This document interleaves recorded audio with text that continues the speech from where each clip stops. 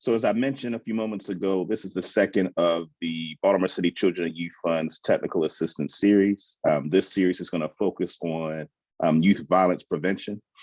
One of the things that's important to the Youth Fund is the importance of lifting up expertise that's resident in our community and offering it as a resource. And so we're going to, again, have a discussion, have a series of discussions that will help for, folks who are practitioners, parents, community members, be able to have tools to help them address the issue of youth violence prevention. Before we get to that, there are a couple of folks that I want to offer some words of greetings and introduction. First, I want to extend an invitation to Mayor Brandon Scott to just give some general words of welcome and salutations. Thank you, Davon, and thank you, Adam. Can you hear me, Davon? Yes, sir. And thank you, and I apologize from coming to you guys from the car today, but I am just clearing the funeral for the firefighters, and really want to say good evening. Thank you all for being here, and thank you for having me on the call.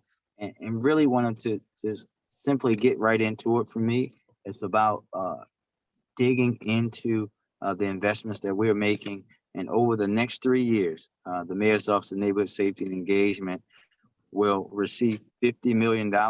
This is really major for Baltimore and for all community-based organizations on the ground working to cure us of the disease of violence. And curing Baltimore of violence is my top priority as mayors, and the dollars that we are investing today in this vision of reimagining public safety, based in equity, public health, and trauma-informed practices really will build how we can have safer neighborhoods, not just today, but paying deep dividends for the future. We're really proud to make these investments that will significantly increase our capacity to reduce violence occurring on our streets and impacting our families. And most importantly to me, to activate community-based organizations in a deeper way, in a much deeper way, as a part of our comprehensive violence prevention plan. We will also use these dollars, I want to be very clear about, to administer evidence-based, community-based violence intervention programming. In June, the Biden-Harris administration asked me to join a collaborative along with 14 other jurisdictions across the country to expand community violence intervention, or CVIs, in our city and cities around the country. And it was something that, full transparency, we pressed the administration on. We're able to get them to understand the need for us to be able to spend this rescue plan money on that, and then the key and how integral CVIs are going to be for us to change violence in Baltimore, for us, but of course around the country. And through this work, we will grow our on-the-ground capacity to directly intervene in conflicts and disputes before they escalate. MONSE will issue more than 30 grants and contracts to community-based organizations to administer CVI programming that is evidence-based. We know that community violence intervention organizations are effective because they utilize credible messengers to directly resolve conflicts, intervene, and connect people to much needed resources. ARPA dollars will also, however, be allocated for grants and contracts for community-based organizations associated with the coordinated neighborhood stabilization and response effort, which we will be launching in neighborhoods that see traumatic incidents of violence, in other words. We also want to make additional funding sources available to accelerate and enhance this effort. With the Youth Fund in place, we have the opportunity to expand this work, working directly to build safer communities across our city.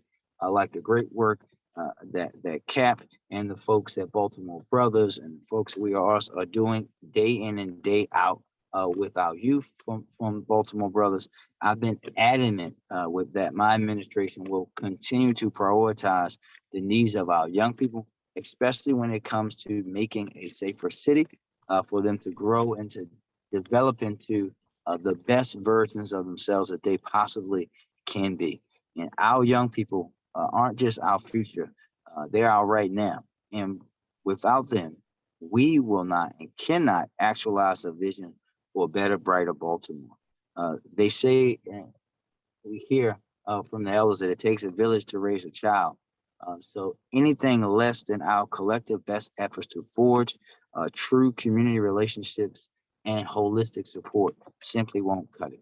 And I've seen the devastation effects we all have of not thinking about public safety in a comprehensive way has had on our city and our streets, and not having partners at the grassroots, local, state, and federal levels working together.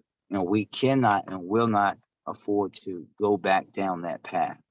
To implement meaningful and sustainable community-centered public safety strategies, we have to partner with people who have the real live experiences with that trauma, the lived experiences with that trauma that has inflicted so many of our communities.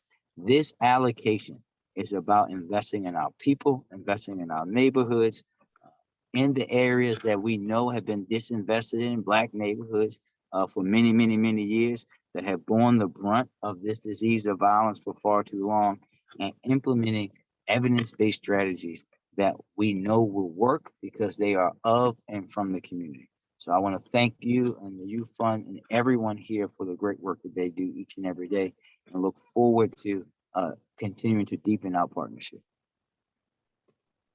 All right, appreciate that, Mayor Scott. Thank you for being here. Thank you for the continued support.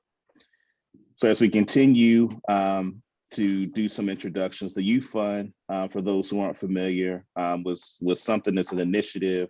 Former Mayor Jack Young actually in the beginning passed an ordinance that created the opportunity for the voters of Baltimore City to establish a youth fund. And so it's taken us many years to build the infrastructure that would be the permanent entity, that will be the container for the Baltimore City Children and Youth Fund. And we're fortunate that the Youth Fund has been able to be developed in a vision that is rooted in Black liberation, that is rooted in investing in grassroots organizations and the power of our community. And so as we continue to do the work of building up the infrastructure, one of the people that I want to introduce you all to is our first president of the Baltimore City Children and Youth Fund, Alicia Lee. So I'm going to invite her to make a few remarks of introduction to introduce herself to you all. Thank you so much, Davon.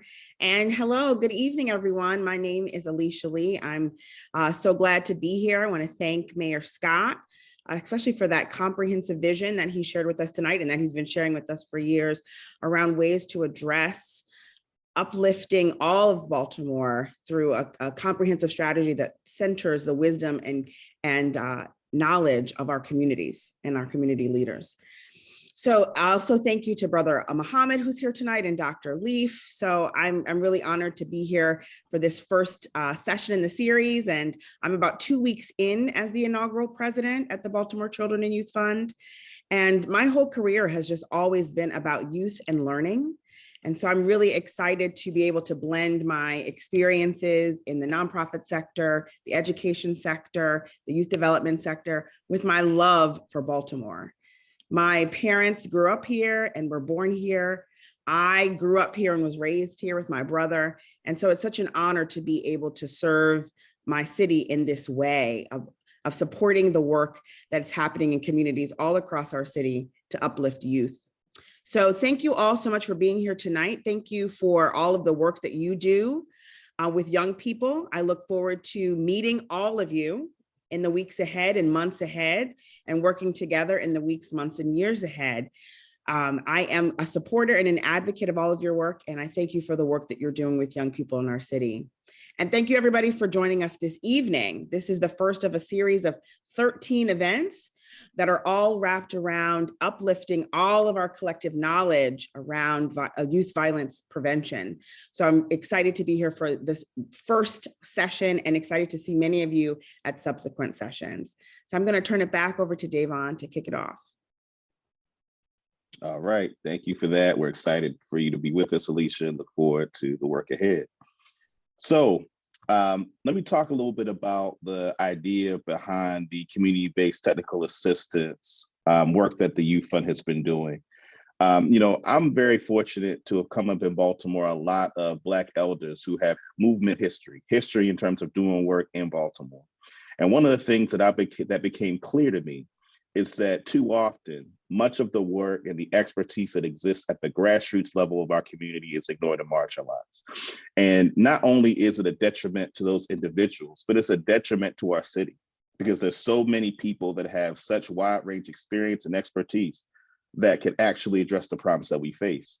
And I come from a tradition where we refute the claim that, or the notion that Black people are a problem to be fixed. I'm clear that we are the solution to our problems. And so when we talk about Baltimore, majority Black city, and the clearly racialized ways in which the society is configured, it's important that we take on those issues head on.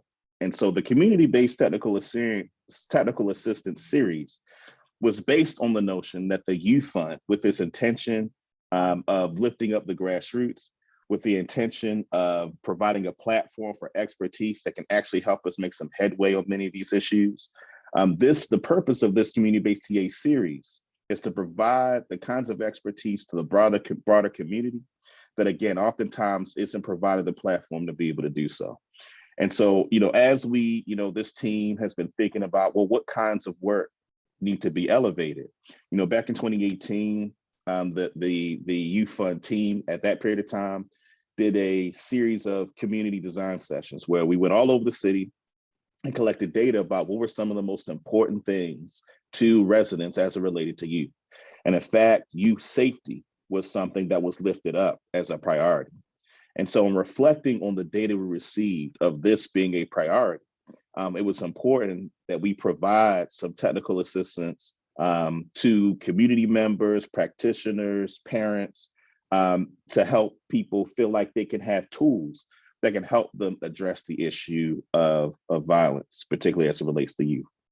And so Baltimore Brothers, in particular, Brother Andrew Muhammad is someone I've known for many years at this point and have been an admirer of his work, have actually been able to see him in action and have had many conversations, with him about the nature of his work.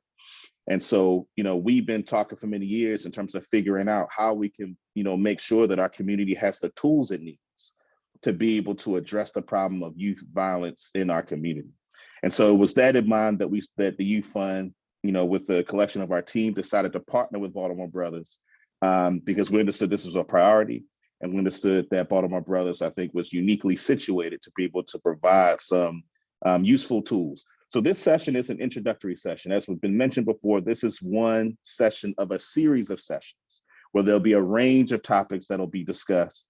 And these range of topics will be sessions that, again, will give you all necessary tools to be able to more effectively address the issue of youth violence prevention.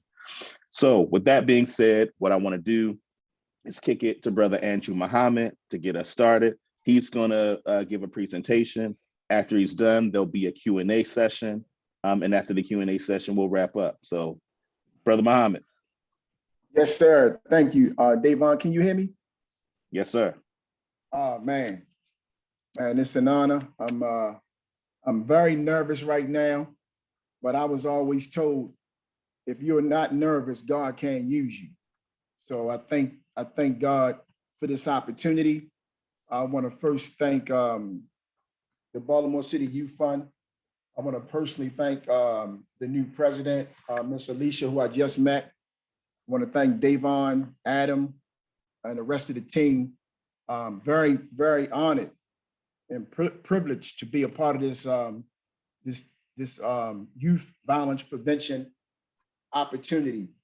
I just want everybody to know that I take this very serious, and I'm actually ready to get into the training right now. I'm ready to go right now. I got 30 young men outside the door waiting for me right now, but my staff is taking care of them. So this is exciting for me. I just want to share a little bit about myself, and I'm gonna be doing this throughout the 13 sessions. But I don't want to forget. Let me talk about Dr. Phil. I don't want to forget, because I'll forget Dr. Phil. I get to talking, but Dr. Phil has been very instrumental in working with Baltimore Brothers in multiple ways. So I want to give a strong shout out to Dr. Phil, who's been one of my partners. Basically, I grew up in Park Heights, Northwest Baltimore. I was raised up in Garrison and Bell Avenue. And, at 14 years old, basically, I left the house. My mother couldn't control me. Sold drugs, my entire life. Unfortunately, went to prison. I was faced with 60 years. And I wind up taking a plea to do, and I wind up doing 10 years, no parole. I came home in 2000 of June, and I made a promise to God that if you get me out of this one, if you give me a chance to do this one right, do this one better, I promise you that I won't, fail you. And, by God's grace, I've been home 21 years, and I've been doing his will ever since.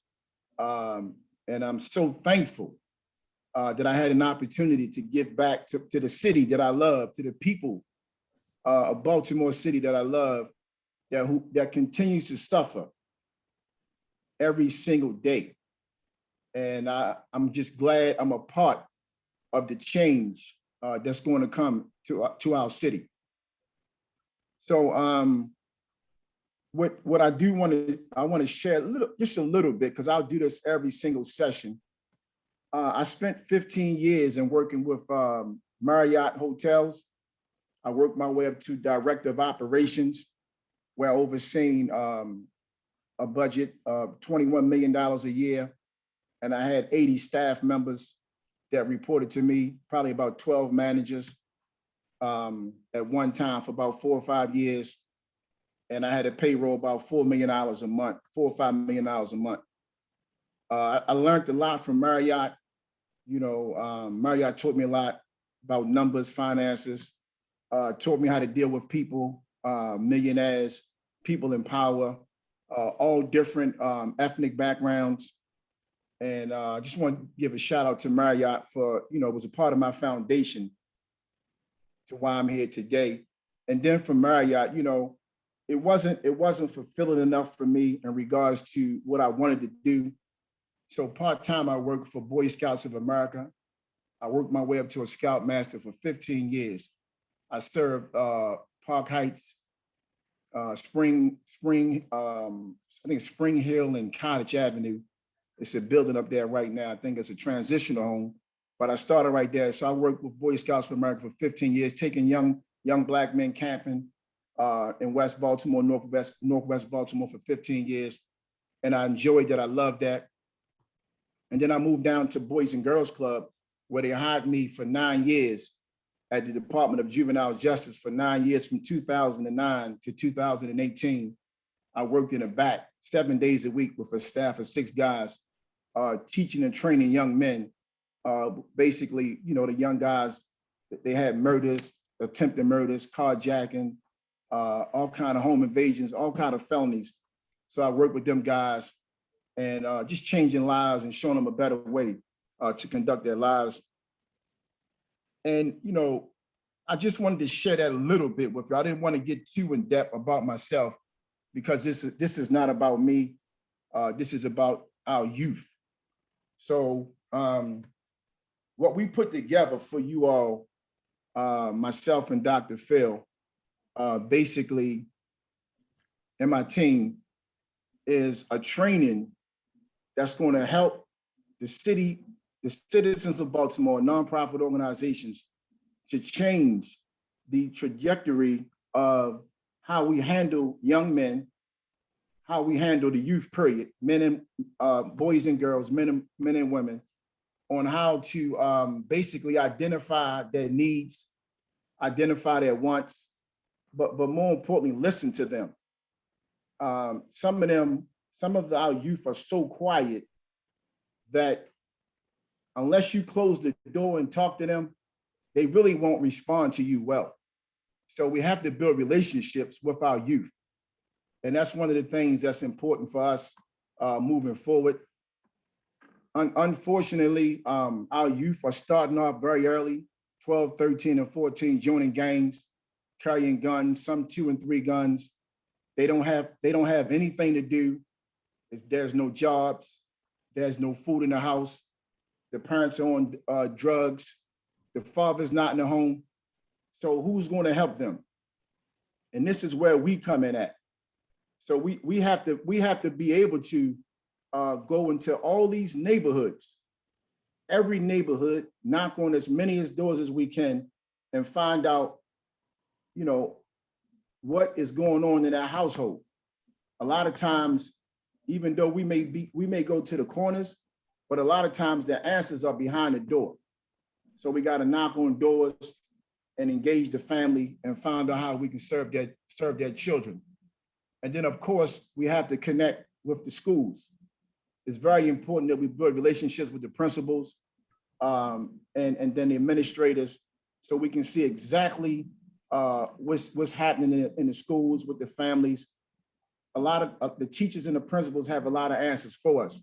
So I just want to, Dr. Phil, can you put the sessions up? I just want to run through it so the people can see, the leaders can see exactly where we're going at with these 13 sessions. So the first one is going to start next week, reducing the impact, February the 9th at 6 p.m., reducing the impacts of community violence on school environments. And we got an awesome team of men and women that we put together that's working in some of these schools, outside the schools, but working with our young people every single day, hands-on, boots on the ground. And they basically covering every aspect of life, as it relates to their personal development. And then, of course, the challenges that they face every single day. And then the next one is going to be February. Oh, let me say this. So the TA session, the technical assistant session, will be 2 days, which will be every Friday, starting at 10 a.m. None of these conversations, none of these trainings will be rushed. So we expect questions, we expect feedback. And I know some of the nonprofits, some of the leaders on this call right now, we have experts already. So we welcome your guidance, we welcome your knowledge, your information. We don't know everything, but we are good at what we do. But what I do know is we'll be better if we do it together. We connect the dots that way. And if we have a situation over East and I'm over West, I can connect with Davon or Adam, and then we can resolve, that issue just based on relationships. So it's important that, we do this work together. February the 16th at 6 p.m., gang click activity among youth, breaking the cycle. And all these sessions are important. But this one right here is very, very, very important. The team that we assembled for this one, former gang leaders, Bloods, Crips, BGF, and some of these guys, well, all the guys have changed their lives, but they still familiar with the operation of the streets, familiar with the drugs and the gangs and some of the players that's still operating in our city. And the reason why I said this one was important, and all of them are, but the reason why I said this one was very important, because this is one of the areas that a lot of us don't want to touch or don't know how to touch it. And that's why the training is so important. That's what separates some of the organizations from others, because you know how to properly engage, you know how to approach, you know how to get these guys' attention, and more importantly, you know some of these guys. And the goal for this one right here, if we can hit this one hard together, all of us get the training, and we can attack this one together, this will get the murders down in our city. Because I said it earlier, a lot of the young people, they are carrying guns for protection, not to kill nobody. But a lot of them are just getting guns for protection. So I'm looking forward to that one as well. And then, of course, the TA session will be that Friday on the 18th. March the 2nd, the engagement of women, girls, supports of females. Of course, this is very important. We got an awesome group of women leaders that's going to come and talk about the violence, that's going to talk about the issues that's happening with our young girls inside the schools, the homes. And unfortunately, I believe it was, I think it was 2020 that we lost about 98 women. I want to say 98 women. I may not be, I don't want to give the wrong number, but it was too many women right now that's being murdered. Too many women right now that's being shot. And some of them are young girls. And some of the women are they parents. So we really have to dig into this and find out how we can fix this problem, because a lot of times we forget the women and the girls, but some of them are just as responsible. But we have an opportunity to fix this right here. March the 16th, and March the 4th will be the TA session. And these TA sessions are very important. They basically follow-ups on what we need to do and how we can, and then also if you have questions and answers and information that you may want to add, that's what the TA is for. And we can go more in depth into that, because I'm looking for answers as well too. So March the 16th at 6 p.m. we have the mental health service needs and the linkage TA session. Of course, that's going to be on March 18th. So that mental health service needs, we all know that is very important in our community. We all know that must be addressed. We all know that that's one of the main factors of why young people get into trouble, because of the mental health and the mental therapy and the support that they need dealing with these problems and peer pressure and issues every single day. And then we all know that suicide, the numbers are rising in our community, and we have to address that. So we got an awesome team of professionals that's going to address that. April the 6th, young people who experience police violence. So we actually have young men that experience that. We have law enforcement that's involved with that. And that's going to be very helpful, because both sides, law enforcement as well as the community, we have to learn how to work together, but also the training piece. That mechanism must be introduced, so we'll know how to engage each other on both sides. You have a lot of officers that don't know how to address a young man with his pants down in the community. I mean, just be walking on North Avenue, and a police officer don't know how to properly engage that young man. So this is going to be a great training session as well. April the 20th, exploring the emotional impact of community violence on youth, very heavy. May the 4th, children and youth involved with juvenile and adult justice systems. That's another piece that we have to deal with. I'm looking forward to that right there.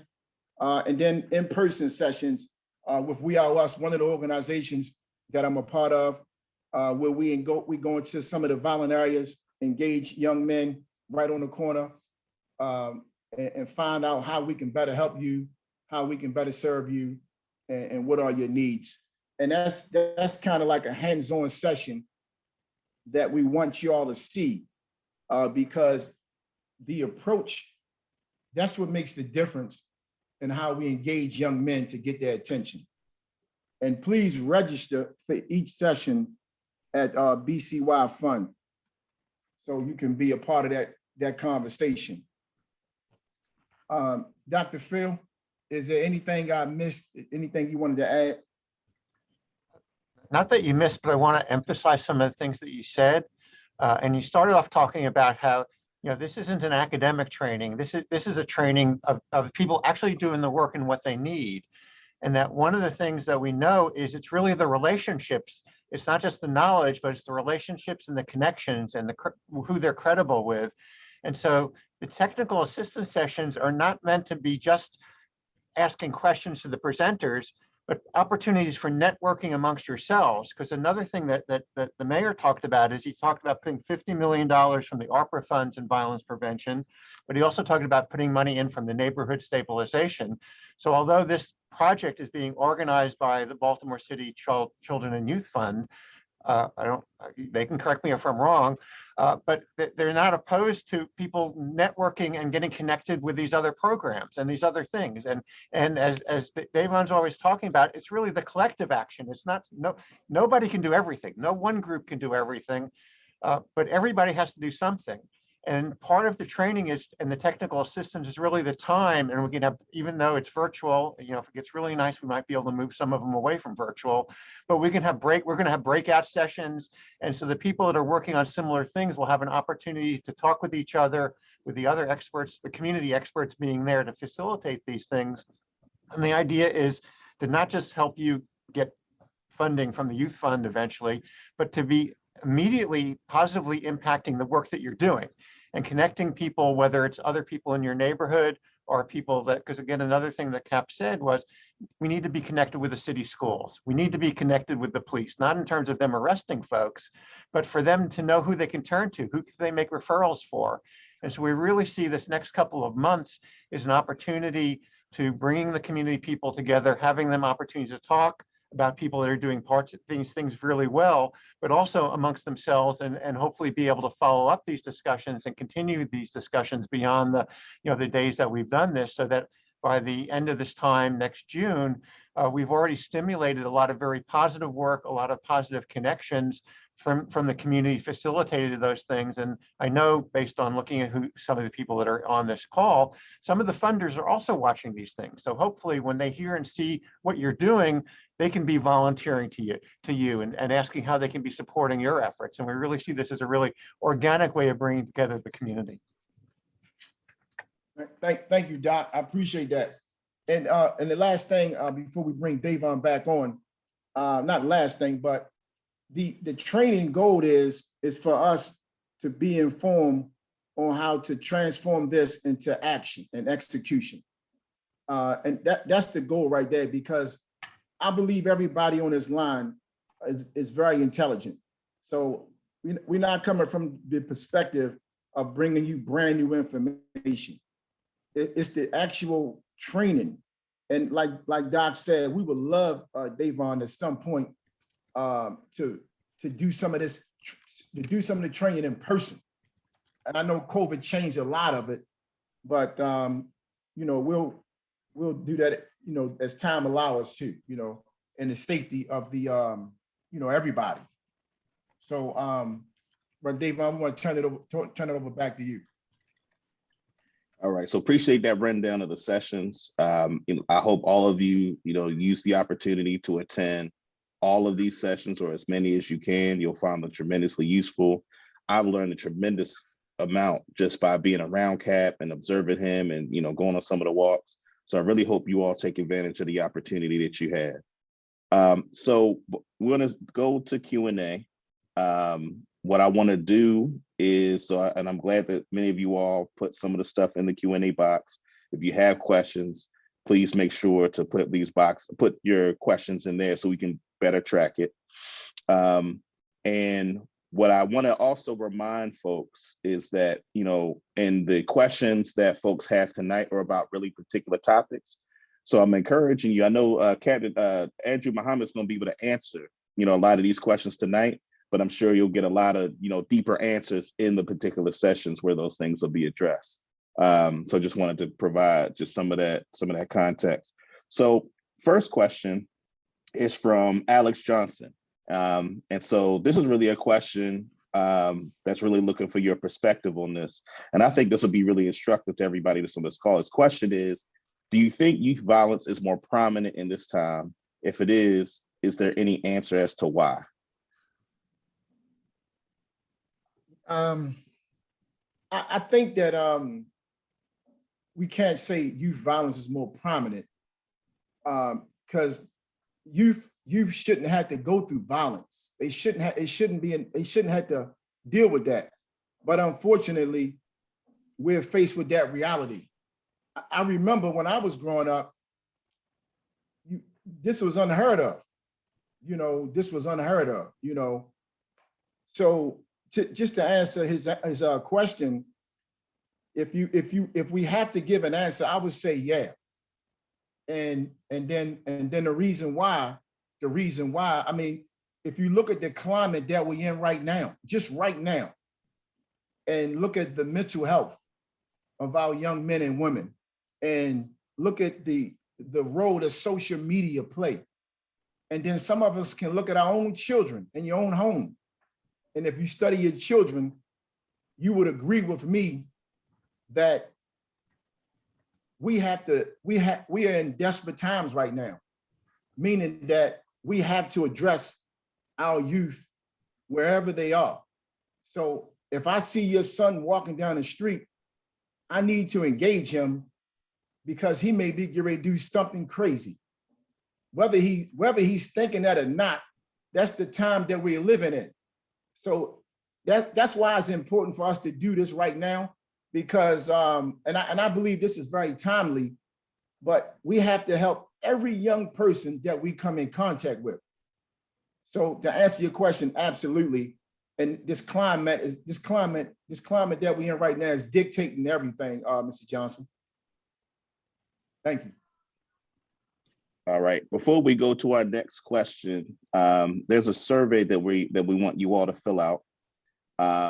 So after all the sessions, the big sessions, there'll be surveys that will be put out. It's important for BCYF and Baltimore Brothers for you to be able to provide some feedback to us through these surveys to help us be able to better tailor what we're doing to the needs of the people coming. So you'll see in the chat the survey for tonight. So if you could make sure everyone on here can fill out the surveys, we'd appreciate that. I'm also seeing some additional questions in the chat, so I'll try to make sure to get to those next. So next question, and actually the next question comes from Brother Marcus Pollack, who's actually one of the new board members of the Baltimore City Children and Youth Fund. So it's good. Glad you're with us, Mr. Pollack. And he actually has two questions in here. The first one, Brother Andrew says, how can we develop a positive peer culture in the face of the negativity of drugs and violence? Thank you for that. We have to get the youth involved. We got a lot of strong young people that's leaders. Elijah Miles, he's on here. He's a strong youth leader. And once we get behind young leaders like that, they can change the culture. We just need to back them, because a lot of them won't listen to me and you, Davon and Dr. Phil, but they'll listen to Elijah.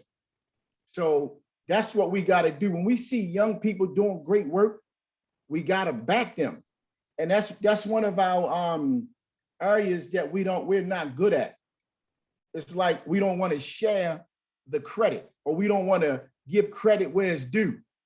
And we gotta back these young people when we see them doing good work, even if it's not, you think they should have did something different. Find a way to help them, find a way to help her, and the young people can change the culture. Thank you. All right. His second question, Mr. Pollack's second question, can you talk about the value of Boy Scouts and camping as a way of creating positive peer culture? Oh, absolutely. And I'll just be very transparent. When I joined Boy Scouts of America, and I want to say it was 2003. 2003. I was listening to Larry Young, and Megan Reed came on the radio show and said that the enrollment was going down in suburban Maryland.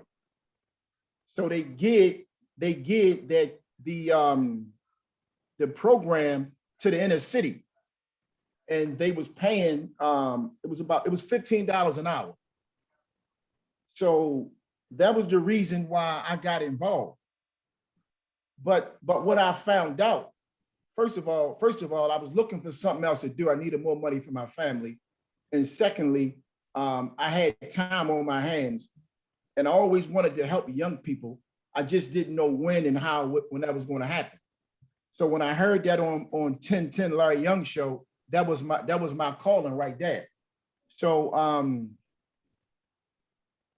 traditional Boy Scouts didn't work for them young men at Park Heights. I couldn't introduce that program to them young brothers on Cottage and Spring Hill. They wasn't buying that. So it was almost like I had to re-educate them and teach them about the principles of Boy Scouts, but also let them know, here's the benefits of camping, of scouting, of learning how to swim, learning how to camp, learning how to start a fire, learning how to respect authority, learning how to respect your parents, learning how to take care of community. So the principles of Boy Scouts, I just flipped it, and I geared it towards their reality. And that's the benefits, because unfortunately in our community, Boy Scouts is not seen in the hood. If you may allow me to say that, it's not acceptable to young men in our community. So they didn't buy into it. But if you have the right person and you can teach them, the principles, they'll fall in line. So it's some good in it, but you just can't give them the Boy Scout program as it is today. And I'm just being very honest, because I did that for 15 years. And every time I went camping, this is the very truth, I was the only Black Boy Scout troop there. And it was almost, I almost felt like I had to protect my guys, because, you just had some guys that would give us look and stares that why y'all here? And you don't want your young men experiencing that. So that's a real situation that happened for a long time, just being very honest. So to answer his question, Boy Scouts can work. You just got to have the right leader. And traditionally, the traditional Boy Scouts, I don't personally believe is going to work in our community. But it's good principles, it's good training, and it can help any young man out when you're talking about a positive program. Right, appreciate that. So we're getting more questions in. I see some in the chat, so we'll make sure to get to those. We're gonna probably do a hard stop at 7:15. So just a time check for people to be clear. We're gonna probably do a hard stop around 7:15. Next question comes from Annie Alexander. How do I get involved in the Saturday on the ground outreach with the youth in Baltimore? Hopefully women can join the brothers in this outreach effort. Just go to the movement, and then they can log on to the We Are Us, the website, IG, Twitter, Facebook, and then the women are more than welcome to come. It's open for everybody. All right. This is another question from Mr. Alex Johnson. When a teen that may seem can't be helped or is troubled, how do you as a person find the good in them? If you do you think that outweighs the bad? And how would you plan on helping them? You need me to read that again, or you nope. Got it? No, I got it. Yeah. So I like giving real life examples, because I have many of them. And when you on the ground every day, 7 days a week, and when your phone ring every single day, whether it be murder, attempt murder, rape, whatever, that's the reality that I deal with. And I'm just being honest with you all. But I got a call yesterday from Principal Ware at Fort Collington Square School in East Baltimore. A young man was in a juvenile system, and she basically told me, if he don't join my program, he's going back to prison, or he's going back to juvie. His juvenile counselor was there, Miss Sharita, I can't remember her last name. She was there, his mother was there. The school counselor was there, the principal, Ms. Webb, was in there. And so I met with them today, at 11 o'clock this morning. And to be honest with you, I really wanted to prepare for this. I had other things lined up. I have a schedule, but I knew it was important for me to go to that school today and meet with that young man and his family, because I know one of the brothers that work there, Earl, who works in climate control. And he told me, he was like, Cap, this little brother is off the chain. He's smoking, he's doing this, he's doing that. He don't listen. He goes in his class, he leaves out the class. They basically was done with him. When I got there today at 11 o'clock, I met with him, his mother, everybody, talked to them. The entire time when they was in the room, he had his back turned to everybody. So he heard what I was saying, but he wasn't looking at nobody. So the conversation went great. And you know, when I told them, after I spoke to them for about 30 minutes, I was like, can y'all leave the room? Let me talk to him by myself. He's 13 years old, and I'm not gonna say his name for confidential reasons. So they left the room. As soon as they left the room, because the conversation I had about him, first of all, his father's not dead. He's in Pennsylvania. So when I heard that, I immediately knew one of the main reasons why this little young brother is suffering. Because if the dad is not dead, automatically, that's a major problem. Number one off the bat, number one. So when they left the room, this little young brother opened up to me, because I knew how to tactically get his attention by speaking on his behalf without judging him or making him feel bad because of what the next step was going to be for him. So as God is my witness, he's here with me right now outside waiting for me. So I never throw young men away, because I was once in his shoes. That's all he needs, is somebody to teach and train him how to be a young man. And then he know if you real, because he's going to feel it. He going to know Brother Davon is real. He really care about me. He's not going to judge me. You know why? Because they can smell you if you phony. They can smell you if you're not real. When you open your mouth, they're going to immediately know you are not who you say you are. So we can't throw these young brothers away. We have to invest in them. Of course, you're going to have some that's so rebellious, there's nothing you can do. And unfortunately, God going to have to deal with them. But you still don't throw them away. You still don't throw them away. But the energy has to be different. So to answer this question, we have to invest in them. We have to spend time with them, real time. We have to take them by the hand, and we have to treat them just like they are our sons. And you really got to love them more than they love themselves. And that's something you have to teach, because if the man is not in the house, the mother is doing an excellent job, but she can't give him the principles of manhood the way we can give it to him. And that's not to knock the mother, because the mothers do an excellent job. But, you know, I taught my son how to wipe himself. I taught my son about the birds and the bees. He's 11 years old. Every opportunity I have to teach my son, that's what I'm doing. So 11 years, I've been giving my son life. Now just imagine if I wasn't there.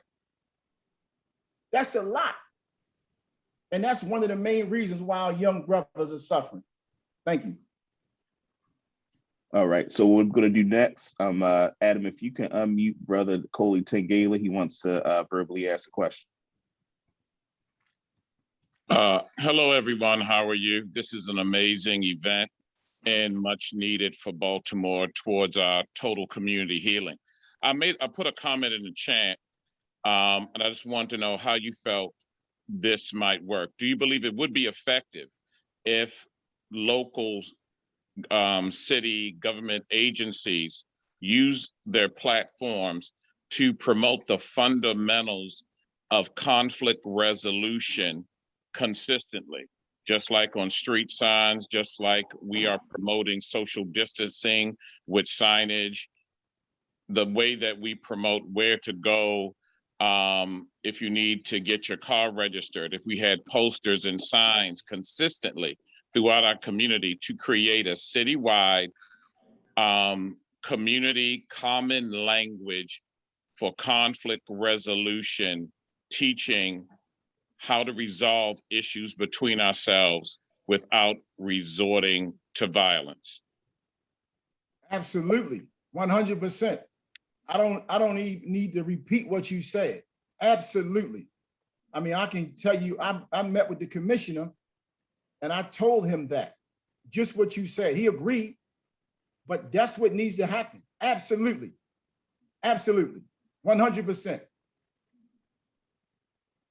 Captain Andrew, I know we have a few more questions, but I just want to make sure that folks who want to get your contact information, I want to make sure that folks in this call, because we have about 100 folks on this call tonight, and I know that folks are probably interested in getting in contact with you. So you mind sharing your contact information with folks on here, and I'll put it in the chat too for folks who want to reach out to Cap. When you say contact, you can just put my email in there, because I don't need no, I can't get nobody no numbers.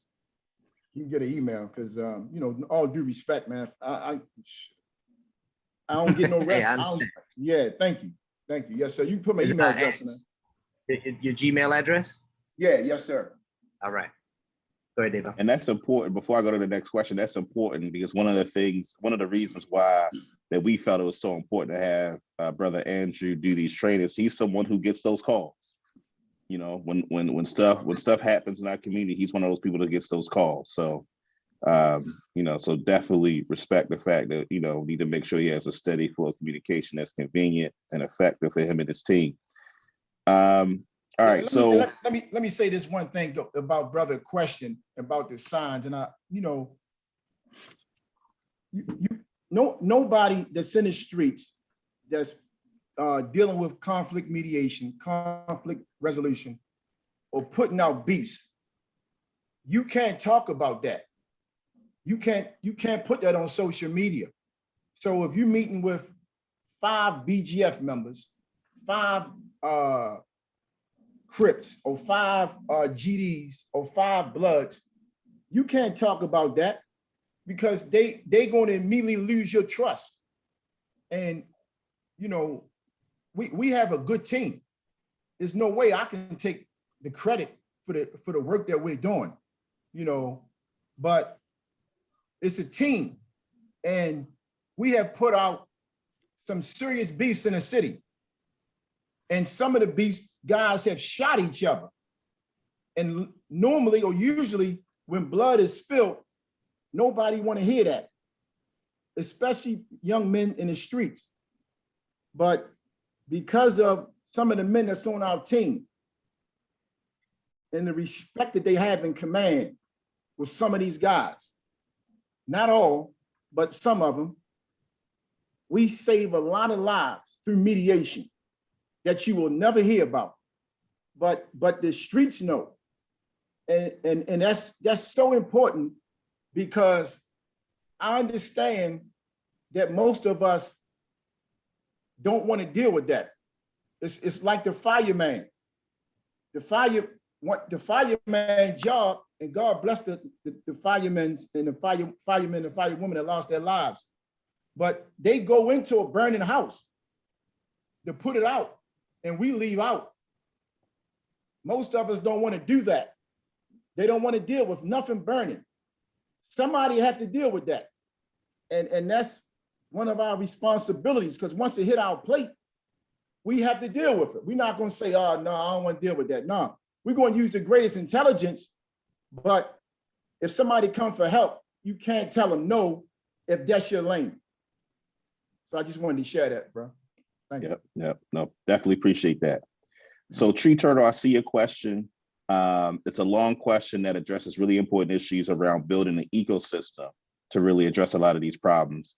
I'm going to put my email in the chat, because I want to reach out to you and talk directly about that. I don't think we have time to get into all the things that I think are important about this question. but I definitely want to return to this and definitely want to reach out to you so we can find ways to have this conversation as well. So I don't want you to feel like I'm ignoring you. So like I said, I'll put my email in the chat so we can directly reach out.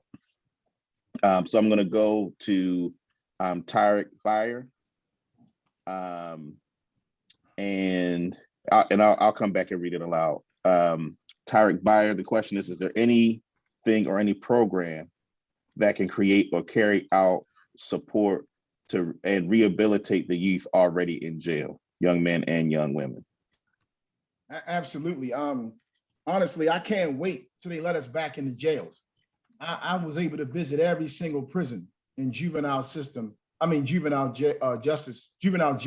in the state of Maryland. I love going into the prisons. I love it.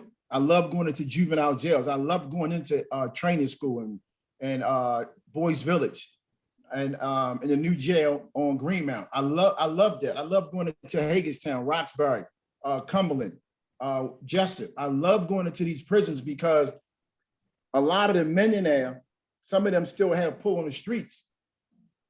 And when we get in that space, we ask them, you know, how can we help you inside? And then I ask them, how can I help you outside? So I tell them to send me your men, send me your children, send me your sons, send me your nephews, send me your cousins. And then also they help us put our beefs on the outside. So the reentry piece is very important. So when guys come home, we have to get them before they come home. If we can get them inside of the reentry piece, or when they in the pre-release stages, and then you got to have some kind of relationship with like the wardens, so they can allow us to go in there and teach and train.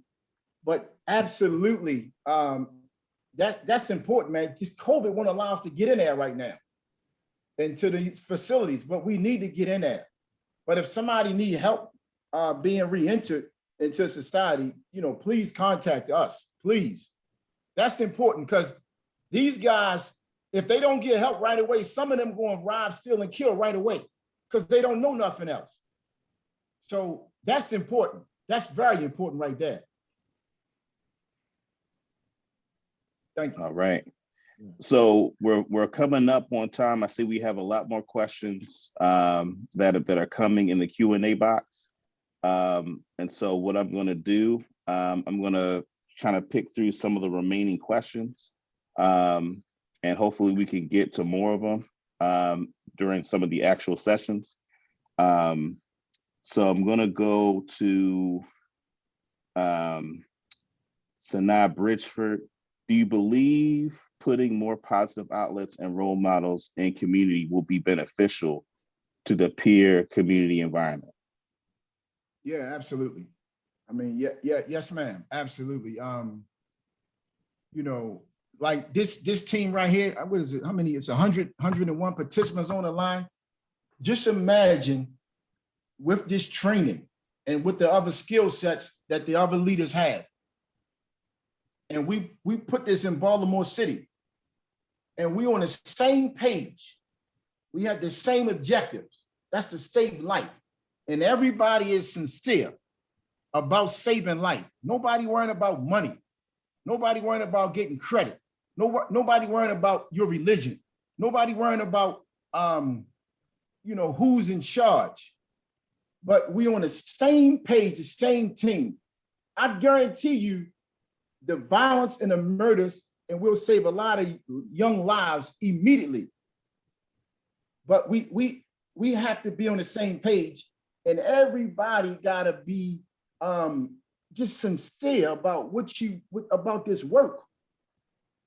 And I know absolutely that can happen. Absolutely. That's the number one goal, unity, and then action behind it with being organized. All right. So this next question, how do we match this work to employability? Young folks want to work, but no jobs available. Can you talk about how this will circle back to employability? Listen, that's what we're working with right now. That's always been an issue for me, and housing. housing and employing young people. And it really hurts me when somebody 14 years old, 13 years old, they go to a home where the father's not there and the mother's doing their best. But then you have that young man with all that aggression, with all that energy. And only thing in the refrigerator is a tomato, and his friends out there hustling, and he want to do right. He want to wear nice tennis shoes. He want to have a nice sweatsuit. He might even want to have a PS5, but because his mother's working 2 and 3 jobs and barely making ends meet, what do you expect? So, what was the question again? Damn. About employability. Yeah, we gotta help them young brothers out and sisters. But I'm my focus is the young men right now. So forgive me if I don't say young women and sisters. Forgive me for that. But we gotta find a way to help these young men out. I'm telling you, if we don't, it's going to get worse. Because at 13 years old,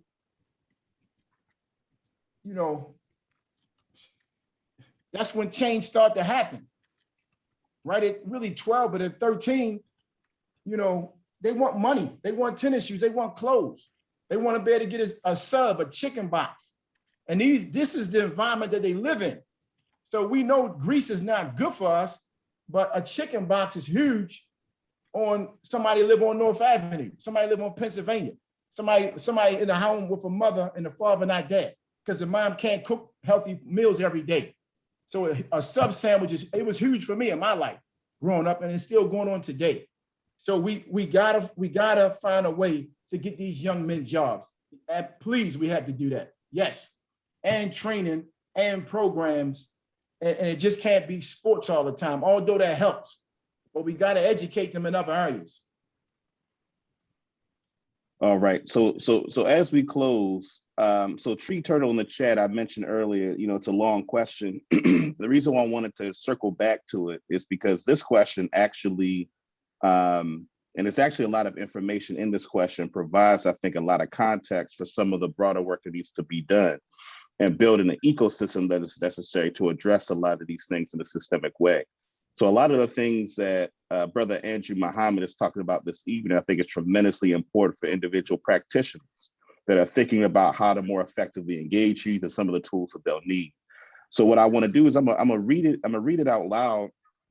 And a part of why I might be interested in you having a conversation about the substance of this question is because I think when we think about the work to be done in addition to individual practitioners, there's also work to be done on a systematic level in terms of many of the other institutions that touch the problems that we've talked about today, particularly as it relates to the issue of changing systems and policy and the like. So I'll read it. In the early 90s, among other violence prevention efforts, I was involved, this is Tree Turtle, I was involved with several attempts with Brenda Strong Nixon's Consortium for Youth and Families to create and implement citywide court diversion programs that apply principles of restorative justice to provide violence and nonviolent first-time offenders with community alternatives to incarceration and healing strategies for accountability. Our efforts face unbelievable barriers in our city's criminal justice system.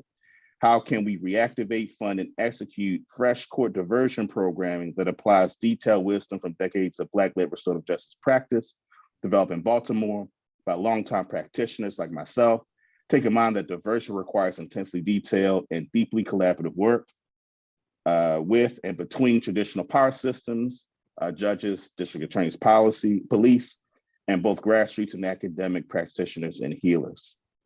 So really appreciative of including this question here, because this involves, again, beyond just individual practitioners, questions of policy when we talk about the criminal justice system and other institutions that are involved.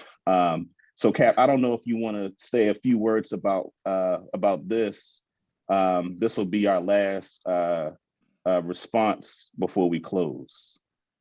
Yeah, absolutely. If the president, please allow her to say something, and Dr. Phil, if possible, One thing I know about going through juvenile justice and then going through the adult prison system for a good portion of my personal life, and then being on the other side, going back to court, almost acting as an attorney, defending these young men and some of the old men, and then also supporting victims. That one of the areas is really, and Davon, you know this. This is, I learned a lot from you in this lane right here. The our men, our young men, our men continue to suffer because of lack of representation, because of not knowing the law. And,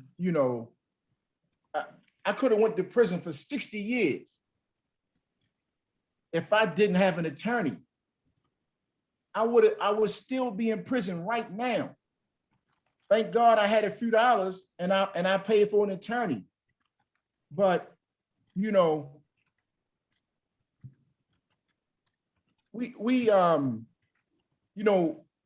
don't want to talk about institutional racism. I don't want to get into that. But what I do know is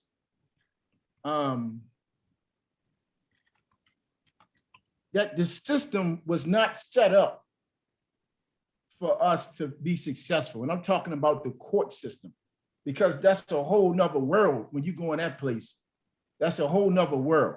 So I just know that our goal is to get them before they get there, but then also once they release, help them when they get out, and whatever we can do in between to guide them. So if you want to elaborate on that anymore, Davon, that's what I'll say to that. Thank you. And one quick thing I'll plug is there are lots of policies that are before the legislature, this General Assembly, that deal with some of these issues, but to Tree Turtle's larger point around things like alternative ways of conflict resolution outside of court, for instance, those are things that provide both institutional investments and policy changes within the system that require state level and local governmental action that, again, I think should be a subject of its own conversation. I think it deserves its own conversation so that we can really flesh that out. So as we conclude, Alicia, did you want to say any words before we conclude? Absolutely. I just want to say, I hope everyone is coming back.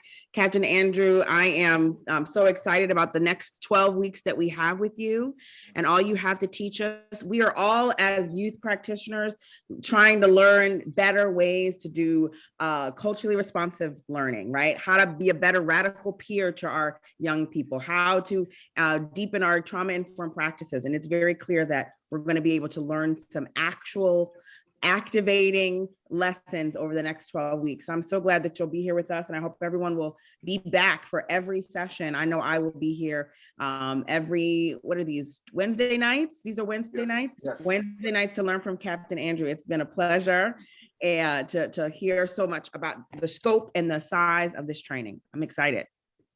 Thank you. Thank you. Thank you, President. All right, so without further ado, if there aren't any last words, again, I just want to encourage everybody. The sessions will be posted on BCYF's website and on all of our social media. Always feel free to reach out, bcyfund.org. You can reach out to me, dlove at bcyfund.org. So please feel free to reach out. I'm very appreciative of the packed house that we had this evening. Tell a friend, tell everybody to come to these sessions to benefit from it. Safe travels. And thanks again, everybody, for being with us tonight. Thank you. Thank you, Davon.